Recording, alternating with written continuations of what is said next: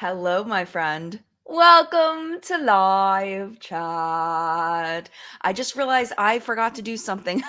As soon as I clicked the button, I was like, crap, I forgot to do something. Hello. Welcome to live chat while I fix my mistake that I realized that I just made.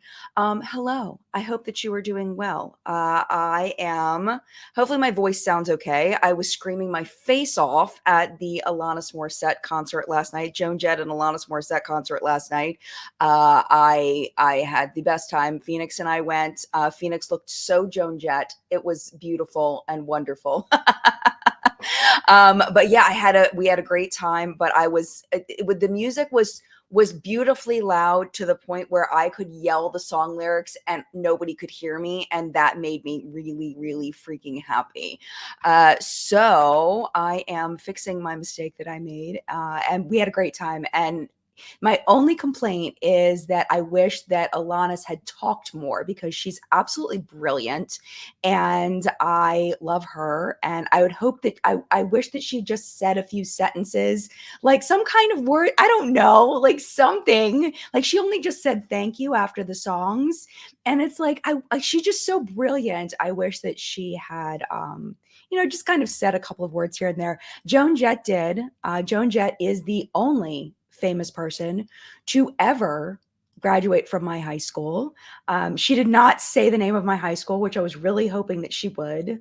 But yeah, that was really cool to see her because she did acknowledge that she's from the area, which always makes me happy to think about. I know in my high school Facebook group, everybody like freaks out over her. They buy her bobbleheads and all of that because she's the only Wheaton High School alumni that's ever been like famous. So we're very proud of Joan Jett and how far she's come. And for a 65-year-old lady, like she can move, she can rock, her finger, like how fast her fingers move on the guitar, like it just she's incredible. If you get a chance to go see Alanis and Joan Jett, and Morgan Wade was the opener, she was wonderful as well. Highly, highly, highly recommend. There's another show at Merriweather Post Pavilion, which is where we went to go see it tonight. And I know some people that are going. Linda from Glitter Fallout, I believe, might be going tonight. I believe. I wish we had gone on the same day, but we're not. So we didn't. That makes me kind of sad. But yeah, I had a wonderful time with Phoenix yesterday, and I've fixed the issues that I had. I can talk about today's chat. Today's chat is going to be about MLMs because I know y'all love talking about MLMs. I know I do. I love talking about and just kind of not educating. Educating is not the right word, but just kind of like bringing light to what MLMs can possibly do to destroy people. I know there are a lot of people that join MLMs and have had wonderful experiences. People that join just for free product, they don't take it too seriously. They're not trying to make it their business. I know a lot of people have had very good experiences just doing that. But they've ruined so many people's lives. And if you're not familiar with MLMs, basically they hook you in through community. The bad ones. I say the bad ones because I don't know every single MLM and every single person's experience, but the bad ones will hook you in through a sense of community, usually, where you have like a mentor almost, and you have this community, and you go to these they have like things you can go to, like events and stuff that are big hype sessions to get people excited about selling the products. They convince you that you have your own business when we know that it's not your own business because you don't own anything, unfortunately, which is one of the big traps of MLMs. And the guise of that you will be able to make your own hours and be there more for your kids if you're a parent, things like that. And then you end up working so hard to sell these products to people that do not want them. And you end up, a lot of people, I shouldn't say you, but a lot of people end up losing money or just losing a ton of time. And it just doesn't pay well per hour. The return on investment just isn't there. The hard work that people put into working for MLMs, a lot of times that's not paid well. And it is hard work. It's hard. It's hard work, and finding new customers is hard. And one of the most predatory things about MLMs, which is what makes it multi-level, is the downline situation where and that's what we're going to be really focusing on today, is the downline, where if let's say I work for an MLM, maybe it's, Love Struck. I'm looking at my Love Struck Beauty or something like that, right?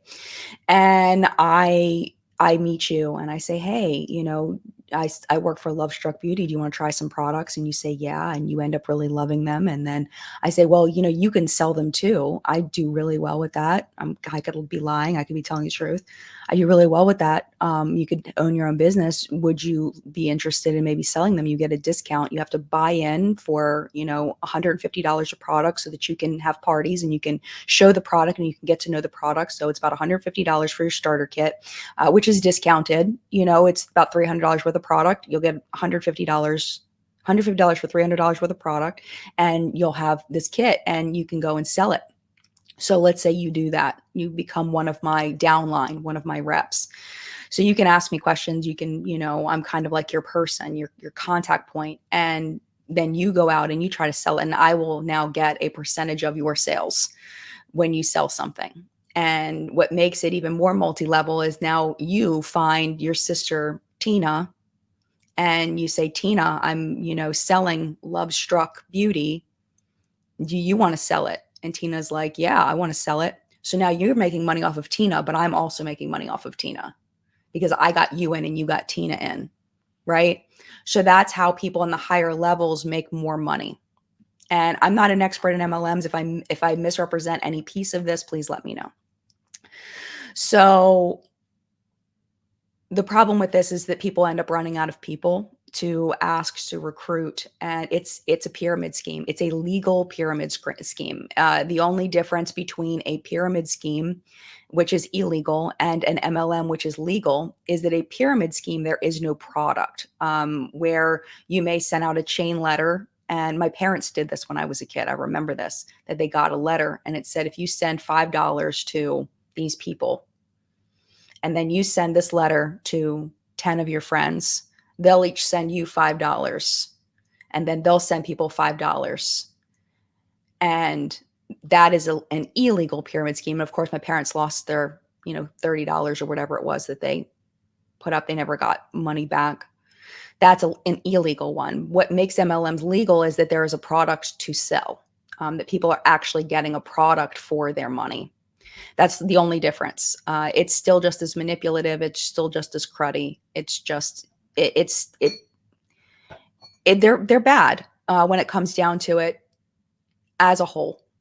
But I get why people join MLMs just to get the product, but as a whole, they're extremely predatory. So we're going to be talking about how there's an article in Business of Fashion that I read, and I realized right before I came on, I was going to share the article with you, but it's part of my paid subscription to Business of Fashion, and therefore I cannot show it to you. I looked in my terms and I realized I can't show it. So what I'm going to do is I'm going to be taking pieces out of this article. You can look up the article. It is linked down below, but you won't be able to read the whole thing. So I'm just going to kind of summarize as we go about how, of all things, the TikTok shop is putting MLMs out of business, which really surprised me, because I was sitting here thinking that one of the big reasons why MLMs might be struggling is because there's just more awareness around MLMs now. There's more people that are realizing how predatory they are. There's documentaries on Netflix. There's documentaries on YouTube that you can watch. There's just so many things about how MLMs are so predatory. And I thought that would be, a major factor, and it probably is.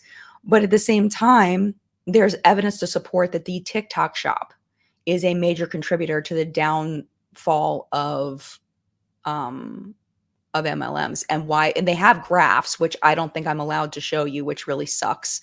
But they have these graphs where it shows the decline of the brands from 2021 to 2024. Like Herbalife is at 3 million. What is this? It says searches for multi-level marketing companies have been steadily declining since 2021.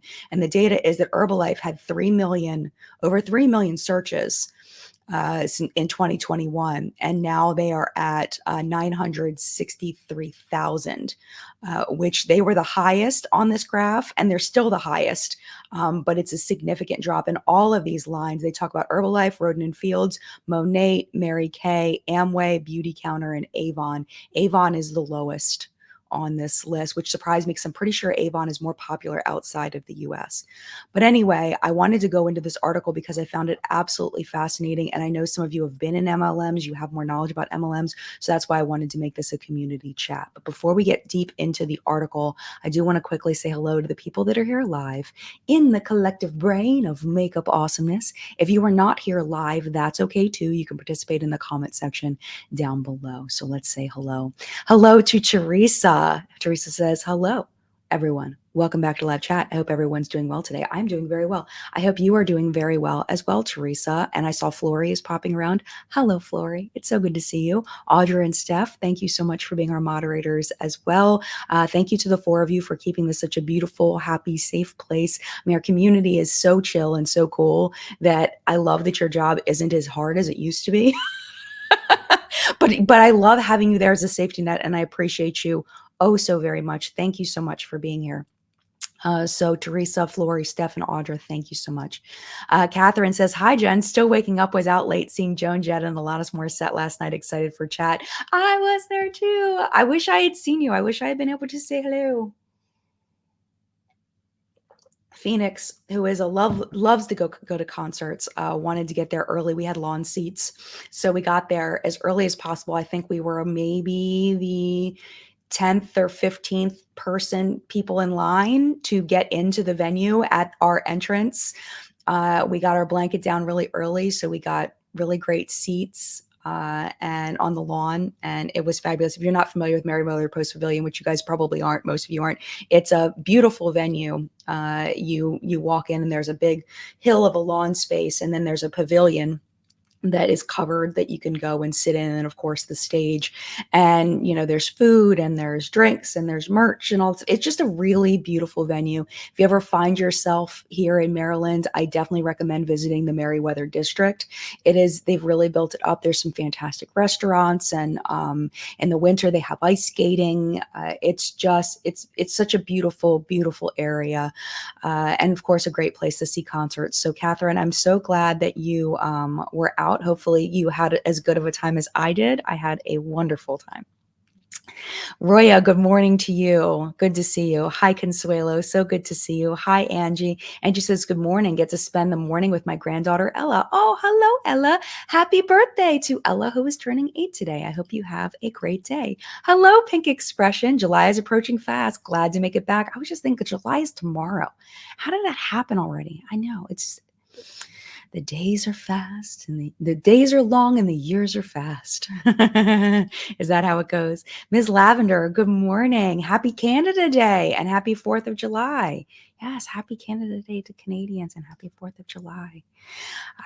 Liz's Luscious Life. Hello, friends. Hello to you. Hello, Jesse. Good afternoon from London. Hello to London. Again, I always say one day I will make it back. I will get to the tower one day. One day I saw it from the outside one time many years ago. I just realized I have like this weird ring around my lips. What is that? Is that from being in the sun yesterday? Did I have SPF on my lips and not my face? Don't know what that is. Just ignore me. Now you're not going to be able to unsee it. Amanda says, good morning, everyone. It's hot and humid here in West Virginia. It is so humid. We were baking yesterday. We got there at 4:30, so we were sitting down at our seats about 5:15, and no, we got in at 5:30 into the seats. That was when doors opened. We got to our seats about 5:45, and the sun was beating down on us. It was like 90 degrees Fahrenheit. I'm not sure what that is Celsius, but it was hot and very, very, very humid, and the sun was beating down on us, and they expected rain, so we brought an umbrella, so we were using the umbrella to protect us from the sun, and that helped some, but it was hot as hell. It was so hot. Oh my gosh. But it was worth it. It was definitely worth it. Marta is joining us for her first live. Thank you so much for being here. I'm happy you're here. And if I did not say good morning to you, good morning to you. Thank you so much for being here. All right. Let's see. Okay. Look, it's grandma says MLMs need to be outlawed, in my opinion. I feel like that there needs to be some kind of regulation against MLMs being so predatory. I wish that there was more regulation.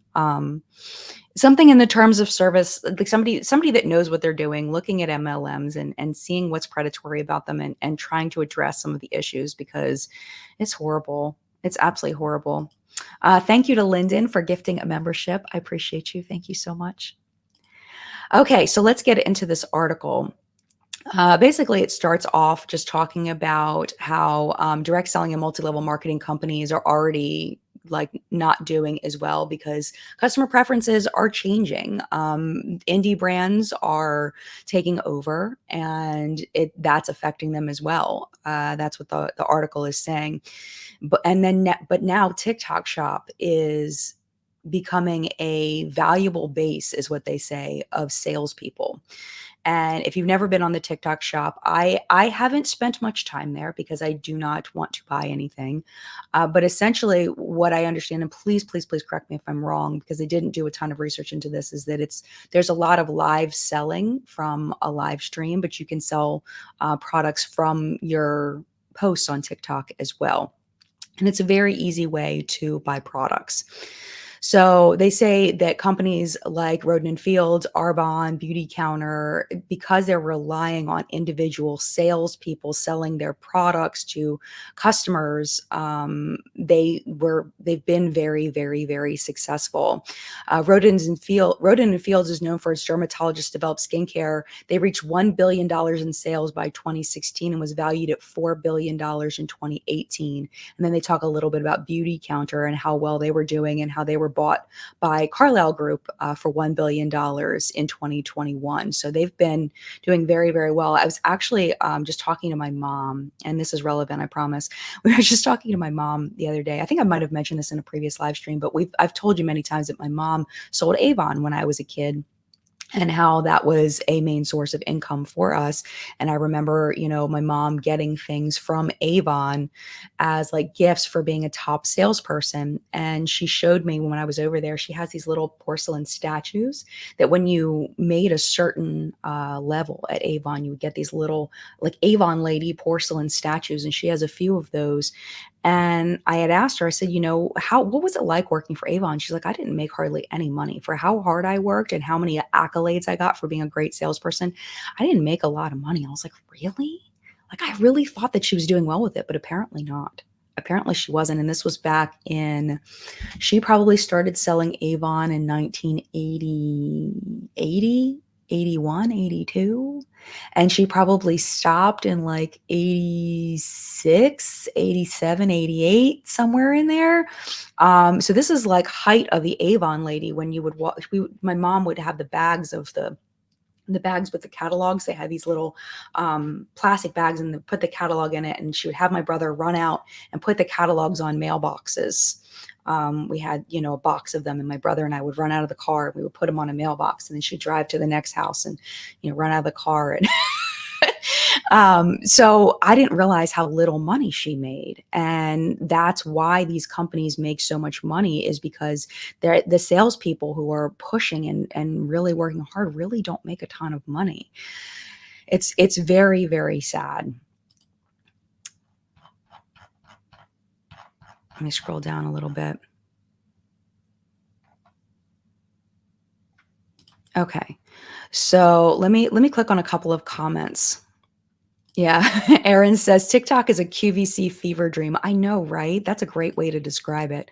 Mercedes says, my thoughts are it has a lot to do with the anti-MLM movement and creators like Hannah Alonso and Cece Suarez. They're fantastic. I agree. If you're interested in this topic at all, definitely take Mercedes' recommendation and go follow Hannah Alonso and Cece Suarez. They do a fantastic job on this topic. Let me scroll down a little bit more.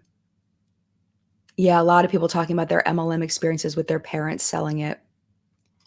Yes, and Afra says you make the good money in MLMs by recruiting, not selling, which is wild. Yeah. And then Megan says the sickest thing to me about MLMs is their message about empowering women. Absolutely. It does the opposite. Meanwhile, the CEOs of Mary Kay, Tupperware, Unique, Optavia, I've never even heard of that, Monate, all male. Wow. I didn't even think about it like that. That's so fascinating. Because I'm not deep in the MLM world. Oh, I accidentally clicked an ad on the article. I'm not surprised. I'm glad you threw out that data point because I didn't realize that, but that's a very interesting point and very important to know. So the article continues. And it says mainstream beauty brands are focusing on, stores like Sephora, Ulta, but MLMs always wanted that larger customer base, people that are not necessarily needing to go into stores. I think MLMs also are, it's a friend selling it, and you're buying the things to support. I cannot tell you how many MLM products I bought just to support the person. I did not want the products. I bought it to support the person throwing the party or whatever it was. The candle one, I've bought so many candles. I actually really did like, there was like a Canyon, something Grand Canyon, or not Grand Canyon. It was some kind of candle company. I actually really liked their candles. I don't know if they're still in business, but the other one, there was the candle one where everything was like this, like almost like it was like this greenish blue, almost like a Tiffany blue kind of color. Can't remember what it was called, but I bought those mostly to support. They were not great candles in my opinion. But I bought a lot of candles, but I bought toys, toys. And I bought, cooking stuff. I bought so much stuff from MLMs just to support the person, not because I actually wanted it. So, I mean, I don't think I bought anything from an MLM that I was like, this is a waste of money, but it was overpriced. So you guys are probably yelling at me the names of the different places. Let me see what the names of those. Yeah, Pampered Chef, bought a lot of Pampered Chef. Party Light, maybe. Was it called Party Light? Maybe. It's definitely possible. Definitely possible. Yeah. Lori says like the $40 pizza cutter from Pampered Chef. Oh my gosh, too funny. Gold Canyon. See, I knew it was something like that. I actually really like their candles. Anyway, all right, let's get back to this article. Let's see, where was I? Because I'm trying not to just read the article because I'm not trying to go against the TOS of my subscription. Okay.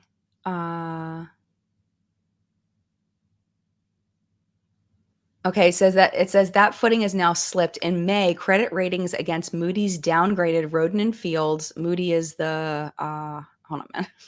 It's hard to summarize. When I planned until 5 minutes before this, I planned to just put it on the screen for you.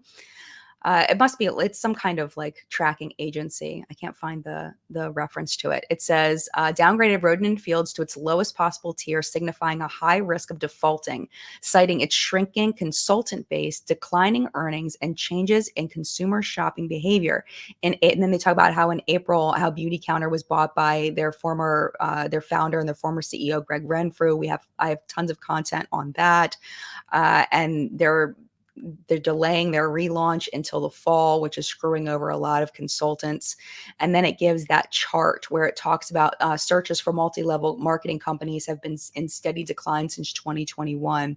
And it looks like the steepest drop of those from high to low is Monate. Monate, the data is in January of 2021, it says 2.3 million searches. And then that is down to January of 2024 to 625,000 searches, which is still a lot of searches, but it's not enough to keep the company at that high level where it was. And it says the likes of Amazon storefronts, personalized referral codes, and TikTok shop, all of which allow individuals to make commission from qualifying sales, have created new earning opportunities. So people that normally would have joined an MLM for it to be your own business are now using affiliate links, is what it comes down to. They're using the TikTok shop and they're using affiliate links to get a percentage of sales. And that percentage of sales is earning more money than joining the MLM, which I never thought would happen. And there are rumors. behind the scenes about Beautycounter possibly moving to an affiliate program rather than an MLM model, that the former reps will be given affiliate codes instead of being the traditional salespeople, which I think is smart for Beautycounter, in that if they are no longer an MLM, people may buy from them with the justification that they are no longer an MLM. But it's going to be a big change. I don't know if the reps will make as much money as they did with just an affiliate code. It's definitely going to be different for them, and I'm curious to see how that is going to shake out. But that is the rumor going on. I have no verification of it, but that is the rumor, and that is the thought behind the scenes about Beautycounter, about what's coming down the pike, is that it will now be affiliate code only. So we'll just have to see if that actually happens. Hi, Audra. Audra says, I blocked my own family in the GC for MLM shilling. No. And the little devil emoji. You know, I think I told this last time we talked about MLMs, how at my high school reunion, one of the sponsors was a couple of cheerleaders from my high school who were working for an MLM. And I remember them just walking around, and they had these water bottles with an unknown MLM name that I'd never heard of. And they were so happily putting these water bottles on the tables, and just so excited to put their water bottles on the table for whatever MLM they were shilling. I don't know what it was. These were like acquaintances of mine in high school. So I didn't actually talk to them about it. I did talk to both of them, through the evening, like, hello, how are you? How have you been? But I did not find out much about their MLM through that. But I do remember that and thinking, oh my gosh, really? This is where we're at. Okay. All right. Okay. But, hopefully they did well, and hopefully they didn't get screwed, because they were nice people.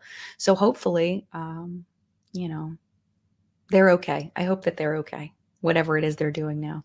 Okay, back to the article, and then we'll take a little bit of a break in a minute, and I'll tell you what's on my face.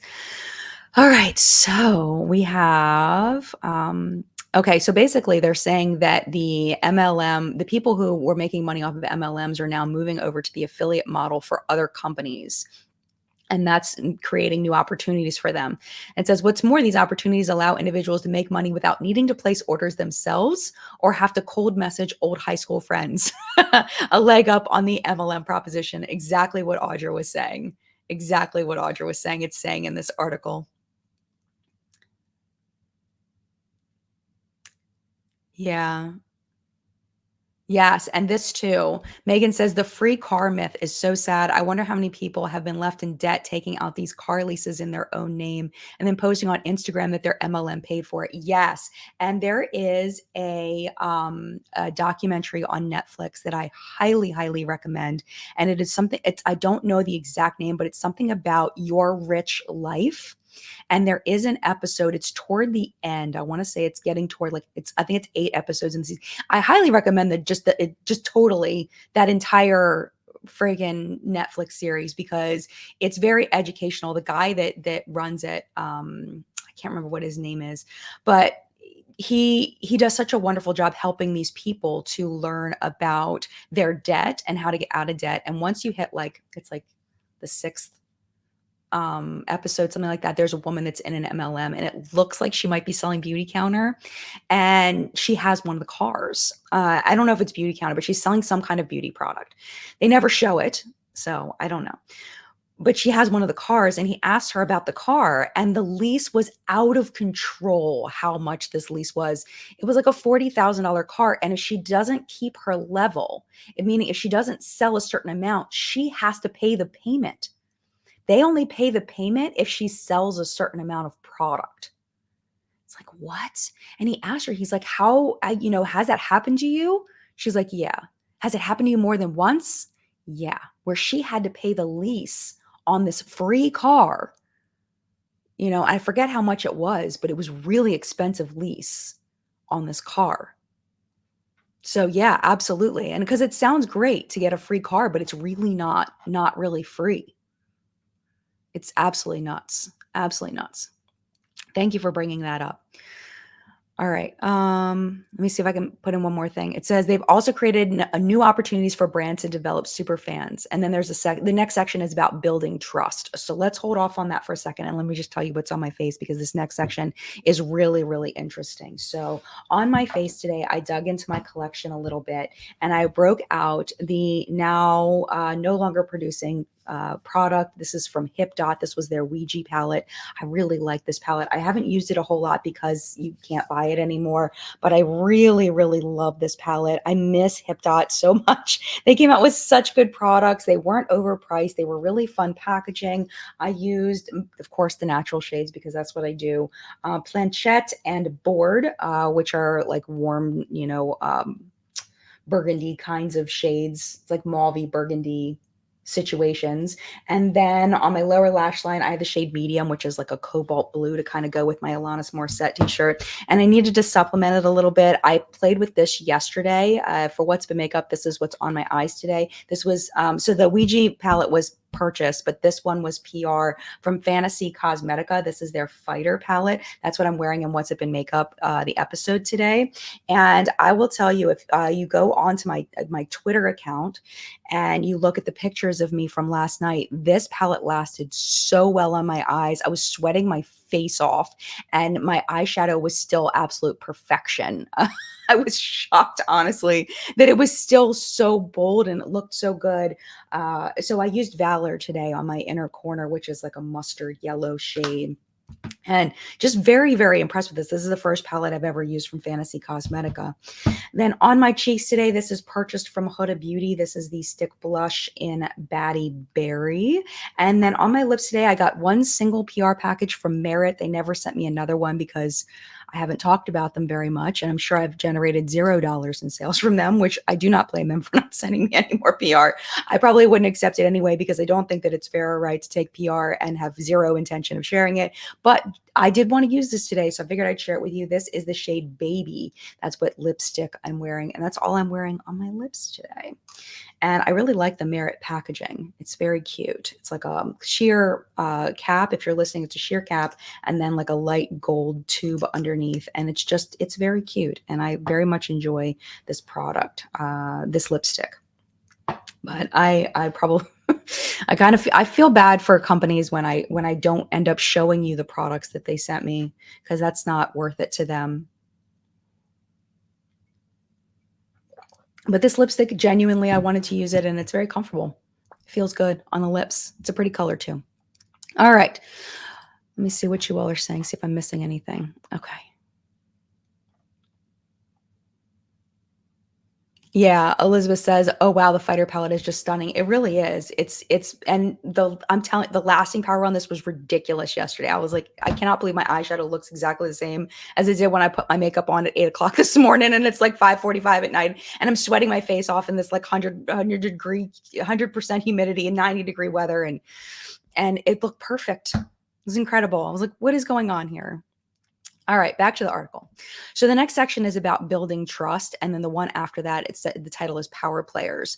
So they're saying in the article about how in less urban areas, MLMs are more popular because there isn't as much access to going to stores and buying things. But now with the advent of the internet, like you don't necessarily need to go to stores anymore. If shipping isn't bad. I know there's some really rural areas that even have trouble getting, Amazon delivered to them. But they're saying that is hurting some MLM companies, in that all of this online shopping and finding product online is hurting the MLMs.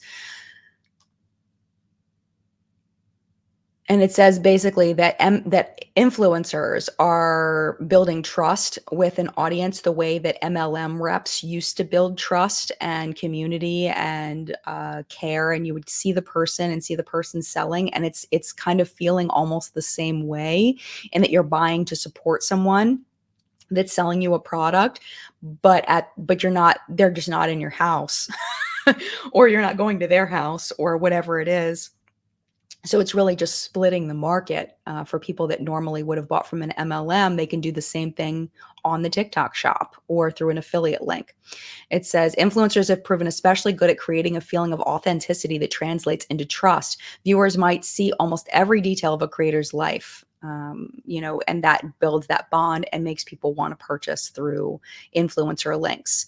And it says about influencers who reach celebrity status might lose some of their authentic shine, but micro and mid-tier influencers have something of a sweet spot between relatability and trust. And this I found very interesting, the statistic. According to research by market consultancy firm Gartner, the engagement rate for influencers with no more than 50,000 followers is the highest at 2.2%, where top tier influencers, those with more than 5 million followers, have the lowest engagement rate of 1.3%. And I remember Marlene Estelle talking about that years ago, about how larger influencers were very expensive to hire, and how a larger influencers were very expensive to hire, and they weren't getting the same sales. Like sometimes extremely large influencer would generate less sales than a smaller influencer because of that trust factor. And I thought that was very interesting. So that's really what they're saying here. And it says that means that even influencers who don't command millions of views can start to chip away at the referral networks that made MLMs so powerful and compete on the trust factor too, which I think that's a really, really interesting point. And it talks about the TikTok shop and how you only have to have 5,000 followers in order to have access to it. And 5,000 followers on TikTok is not as hard to get as 5,000 followers on other platforms if you're uploading regularly. And it's easier to create content on TikTok. It doesn't have to be as polished as content on other platforms. Ramit, there you go. That's what his name is. Ramit Sethi. Did the Netflix documentary, something about your rich life. Definitely worth a watch. He also has a YouTube called I Will Teach You to Be Rich. That is very interesting. I did not know he had a YouTube channel. But yes, thank you so much for that clarifier. I appreciate it. This one right here. Yeah, Elizabeth says they promote joining as owning your own business and being your own boss, which is actually not real. I mean, being your own boss, if you're going to work your ass off for somebody else to make most of the money, then, you know.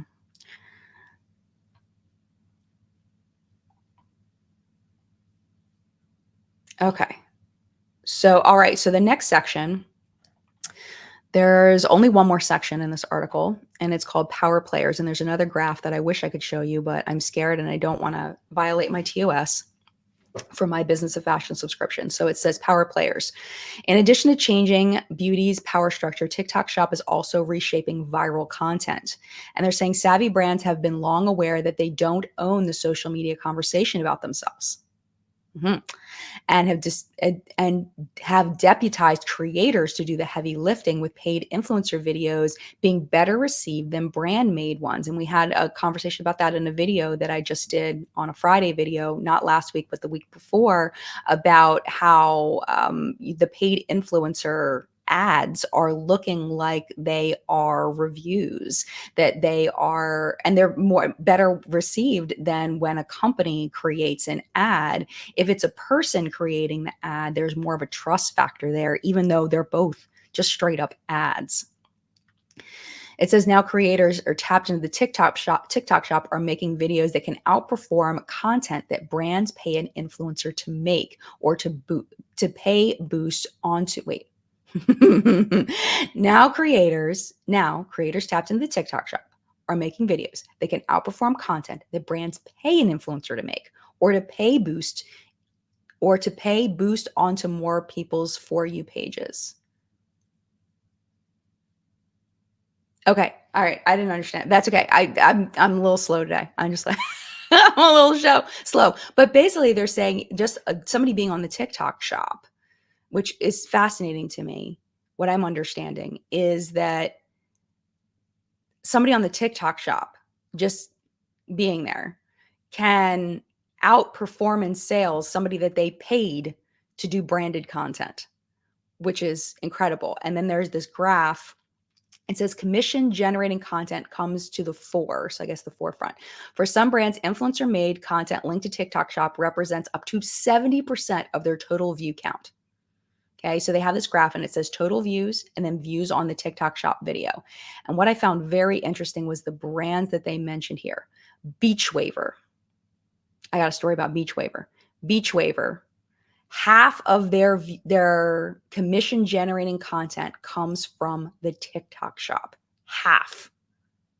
Tarte Cosmetics, 2.1 million views from traditional content and 700, wait, that's a billion, 2.1 billion, not million, billion views are coming from, that's what, dang, Tarte is ridiculous. 2.1 billion views coming from the regular content and 700, almost 746 million views coming from the TikTok Shop. That is out of control. That is out of control. And apparently ELF, which this one surprises me, the vast majority is from their total views, their regular views, and a very small percent. So they've got 2.5 billion views regular and only 261 million for the TikTok Shop. So it's like this big versus like this big. So it's a huge, huge percentage. But that kind of makes sense because ELF does such a great job with their marketing that I'm not surprised that TikTok Shop is a smaller ratio for them because their marketing is just so freaking good. Also listed on here is The Ordinary, which is a similar kind of graph to ELF. So yeah, Beach Waver. Let me tell you my Beach Waver story. So I've been using the Beach Waver. Whenever you see my hair curled, that's the Beach Waver. I have a Beach Waver that I got from the Birchbox shop probably in 2015 that I still use all the time, multiple times a week. And they reached out to me to do sponsor content and I freaked out and I was so excited. And I was like, yes, absolutely. I am in. Here are my rates. I would love to do sponsor content for you because I already love your product. I even sent them a video I made years ago and was like, I would love to. I never heard from them again. And I'm like, I could sell the crap out of Beach Waver because I literally love this product so much. And I was so disappointed that they just ghosted me after that. I was like, what happened there? I don't know. I don't know what happened, but it made me sad because I really wanted to work with Beach Waver. But they're making their money somewhere else now. I don't know if maybe the newer product is just because it's different. It looks different. Like mine was all silver and gray, and the new ones are like pastel and all that. I don't know if it's like a different quality or something, and maybe they thought I would notice. I don't know, but I was really sad I didn't get to work with Beach Waver because I've been using their product for so many years. Made me really sad. Anyway. So the point is that brands are making so much money off of the TikTok Shop. And because of that, they're seeing a correlation there that basically the TikTok Shop is taking customers away from the MLM model. It says at first influencers were just making content in order to share beauty tips and gain followers with the hope of getting sponsored. Now they can just create and showcase on TikTok and make money from it. So it's this money-making opportunity for people that why would you spend $150 on product when you could just take one product that you bought and just show it on the TikTok Shop and sell it there if you can get an audience there, right? All right, let me go over to the community and see what you all are saying. Elizabeth says, I skip TikToks that are just shilling something, but if a creator I like mentions a product, it's in their shop, I sometimes buy it. It's like an affiliate link in my opinion. Yeah. And I don't ever go over to the TikTok Shop. That's one of the reasons why I'm not on TikTok is because there's so many ads and I just can't, like, I don't enjoy that. I don't enjoy in my relaxed time seeing so many ads. It's like when I was a kid watching television and the ads would pop on. It's like, oh, it's another freaking ad.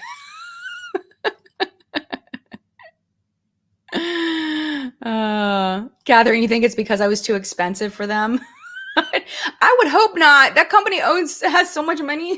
I would hope I'm not too expensive. Maybe they just thought that it's cheaper to advertise on TikTok Shop because it's like because a lot of people are probably just accepting PR. Like they send you a free beach waiver and then they talk about a TikTok shop and they don't have to pay anybody for a sponsorship. Maybe that's it. I don't know.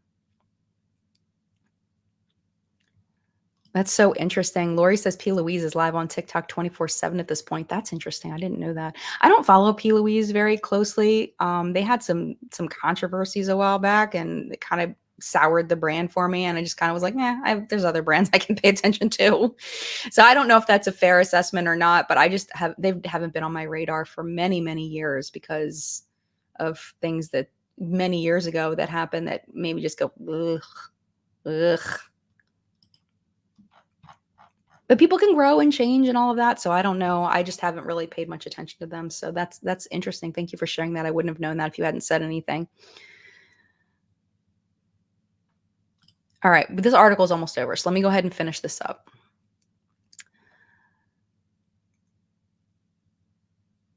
Just making sure I'm reading you the relevant stuff.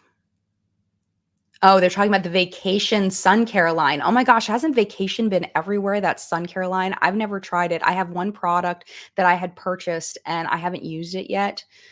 But it says the most viewed TikTok post about the Sun Care line Vacation is a commission earnable review from a creator called Vivian Yoon, who has sold almost 14,000 products from a variety of brands on the platform. And then it talks about Estee Lauder owned Too Faced has a number of commissionable earnable videos amongst its most watched. One video alone has 11.3 million views. Per Spate, the brand Too Faced has sold 42,300 units on the TikTok shop. That's incredible.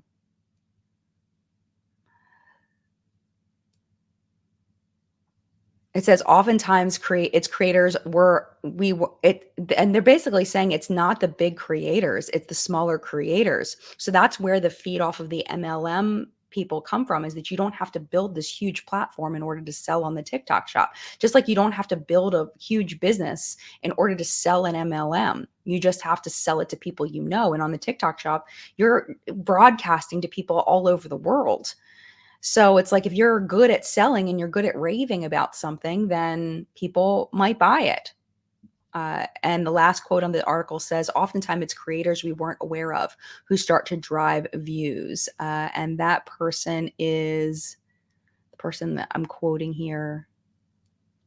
Senior Vice President of Global Marketing at Too Faced said that. So it's just the landscape is changing. The marketplace is changing. How we buy things is changing. And it's absolutely fascinating to me. And I would not be sad if MLMs all turned into affiliate links instead of the be your own business, earn yourself a car BS. I feel like that's a more fair way to earn commission. Is you sell something, you get a percentage. That's what happens at car dealerships and all kinds of sales platforms, is you get a commission off of sales. And it's very straightforward. There's no manipulation to it. It's numbers, it's money, it's percentages, it's math. And I feel like that's a lot more straightforward and honest than recruiting people to sell underneath you and all of that. And, selling this, it's your own business BS. I kind of hope that the MLM model dies and is replaced with a legitimate way for people to earn money through commissions. I remember somebody saying once in the comment section, they thought that affiliate links were the same as MLMs. And I would strongly disagree on that, in that it's not multi-level. It's just a commission, just like most sales places have commissions for salespeople. I don't know of any sales structure that doesn't have commissions. I'm assuming there's some, but I feel like it's more legitimate and it's more straightforward and it's not predatory. So, I mean, maybe, what do you think about this model? If they're like, let's say I have a code with Fantasy Cosmetica. I don't even know if they have codes. I don't have a code with Fantasy Cosmetica. I don't think they even know who I am. Let's say I have a code with Fantasy Cosmetica. I want to hear what you guys have to say about this. This is the way I think MLMs and affiliate codes could kind of merge. I have a code with them, and one of my influencer friends likes their products too. And I say, what if I can get you a code? And then they get a code through Fantasy Cosmetica through me. and they get 10% of sales and I get 5% of their sales. Is that predatory? I personally don't think that it is, because it's literally just extra money for like a referral bonus kind of thing. It's multi-level, but it's not like there's any buy-in, or you know what I mean? So I'm curious about that, what you think of that. I was just thinking about a direction that MLMs could go that would be affiliate based, but wouldn't be as cruddy. But I haven't thought enough through it to like think about whether that would be predatory or not. I don't know. Okay, Melissa says, yes, it is. You're making money based on how many people you recruit. Yes, but so it would encourage more sales for the brand. I don't know. I'm not sure. Julie says the problem with that structure is it'll push up the price of the product, probably. But if okay, so this is just hypothetical. This is just me just making this up in my brain. So, but what if instead of giving a 15% commission to me, they gave me 10% and then gave 5% to the person that got me my code? You know what I mean? I don't know. Yeah. Alexis says, I think it's still potentially predatory. I'm just curious. Anna says, I don't mind a referral bonus. Max says, you're using affiliate code doesn't rely or depend on the sales of any other person. Right. Yeah. Megan, if a brand changes from an MLM to an affiliate model, I applaud that, but I still won't support them without a complete overhaul in management. They have left too much destruction in their wake. That makes perfect sense. Jennifer says, that isn't predatory specifically, but I'm sure it wouldn't take much time for someone to figure out how to exploit it. That's an excellent point, Jennifer.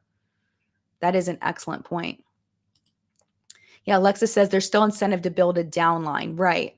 But I'm wondering if that's bad. I know this is terrible. Am I like totally like, am I like making myself look so stupid right now? But I'm trying to see like the negative in that, because the problem with MLMs and the downline being predatory is that you are pushing people into buying things and selling things for your own personal gain, right? But I don't know. Maybe I just don't understand MLMs enough to get why that's bad.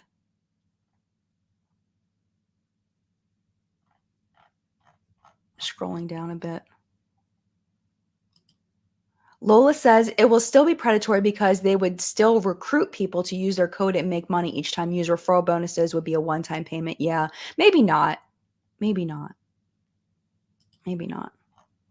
I mean, I'm not trying to set up anything like this. So just so you know, this is not a market research.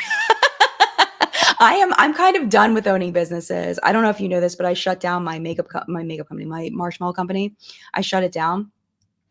And yeah, it doesn't, it's still up. Like I still have the website, but I shut it down because I realized I don't really want to be a business owner. It's too much, man. I don't know how people do it. Like honestly, like looking back on like people starting makeup companies, like I don't know how they did all of the things. There's so much that goes into owning your own brand that you like know, right? Like but like until I got in it and actually realized how much I had to juggle and how bad things were going great with my company, but it was like so many things of having to juggle and so many hard decisions that would require significant investments. Like I just don't, it's not in me. Like I don't want to hire anybody. I don't want to fire anybody. So why I wanted to be a business owner, I have no idea. I don't know. It was fun. It was really fun. I did it 2.5 years. I was the only employee ever, except for like I hired my kids a little bit to help me with stuff.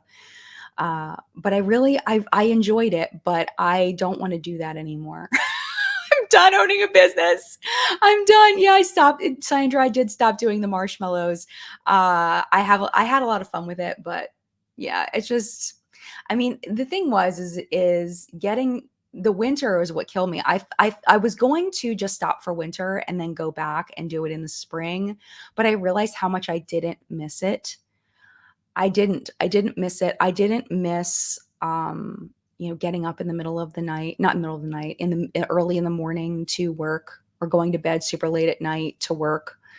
And because of me stopping doing that, I took that extra time and started throwing it into my YouTube content. And that's how we're getting the deep dives, is because I don't have to do the marshmallows anymore. Because I was making every marshmallow was made from scratch, and it's a lot of work. I mean, the actual making of it wasn't like the time consuming part. It was the cutting, and it was the boxing, and it was the labeling, and it was going to the markets and all of that. It was a lot. It was a lot. So so yeah. So yeah, I mean, I really enjoy doing it, but I don't want to be a makeup. I don't want to be a brand owner. I'm done. I'm absolutely done. Yeah, farmers market season. I still see all the people out doing their farmers markets and everything, and I do miss it. I do miss doing the markets. And my family's still selling candy. They have a freeze-dried candy company called Candy Coma that you can actually shop. They made it into a commercial kitchen, and I didn't. I never did that. But they're still selling freeze-dried candy. If you ever want to try some, it's called Candy Coma. You can go to candycomashop.com.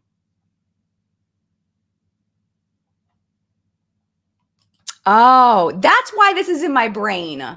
That's why this is in my brain. Sue says, what about Marlene Estelle trying to push an MLM university, become a makeup artist kind of scam? Things like this turn regular people away from all influencers. Okay. All right. I was wondering why, like, 'cause I was like, this sounds familiar, but I can't remember. Okay. So I have videos on that, and I got a lot of heat for, because I'm friends with Marlena, and she told me what happened and I believed her. I know a lot of people don't believe her, but she told me what happened behind the scenes. And like, talking to her privately about it and being friends with her, and you know it was a really extremely unfortunate situation. That's all I'm going to say. And it really sucks that it ended up being like that, that things ended up rolling out the way that it was. um but yeah, that's why this was in the front of my mind. Thank you for reminding me of that, because I completely forgot. But I'm not going to get into that again. I think people have already made up their minds how they feel about what happened with Marlena. So you either believe her or you don't believe her, and there's no point in me like rehashing all of it. So I won't. But yeah, that was such an unfortunate situation. That really sucked. Marlena is doing great. Thank you for asking. How is Marlena doing? I was really rooting for her comeback. I don't count her out yet. Don't count her out yet. Marlena is she's still got those wheels turning. Do not count her out. She is she's amazing. She's an incredible person. She genuinely is. She only wants we get along really well because we both really care about people. And she's a really genuine soul, and don't count her out yet. Wheels are always turning for her. That's all I'm gonna say. That's all I'm gonna say. Keep an eye out. That's all I'm gonna say.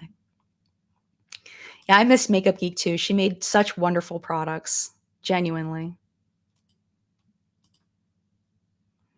She has had a stressful couple of years. I don't know if you read this on her socials, but she recently had a miscarriage, which was absolutely devastating. She tried to get pregnant for so many years, and then she had Audie, and then she unexpectedly got pregnant again and had a miscarriage, and it was really sad. It was awful. And but she's doing better. She's moving on, and she's as much as you can move on from something devastating. But she's doing okay. She's got a lot going on right now, and I adore her. And I get, it's funny because, and we're almost out of time, but it's funny because I really find it interesting when people try to tell me who my friends are. That people, and I get it. I get it. You see who someone is on social media, and you get this impression of who they are because that's who they've presented themselves to be. But I do think that there's a level, and excuse me for using this word because I can't think of a better word. There's a level of arrogance there to tell somebody that knows somebody personally who their friends are. Like, I can't believe you're friends with this person. They are this, this, this, and this. I know Marlena personally. We've had many conversations. We have hung out in person. We are legit friends. And to tell me who my friend is, I feel like there's a level of arrogance there. And I get that Marlena has presented herself to be a certain person in the public eye, and there's an impression of who she is. But I think that's different than truly knowing someone. I mean, can you imagine if you were in that position and you had made some mistakes that maybe you didn't think you something happened, and people telling your friends who you are, how hurtful that is. You know what I mean? Like, I don't think that that's right. And that's why I always try when I talk about people on the internet, people that I don't particularly like who they've presented themselves to be. I say that, who they've presented themselves to be, because I fully recognize that the picture we see of people on the internet isn't the actual full person. Like, when you know someone at work or someone in class, you don't really know them the way that maybe their roommate knows them, or their siblings know them, or their parents know them, or their best friend knows them. You just know who they've presented themselves to be in class, right? Or at work. It's the same thing with social media. It's the same thing with celebrities.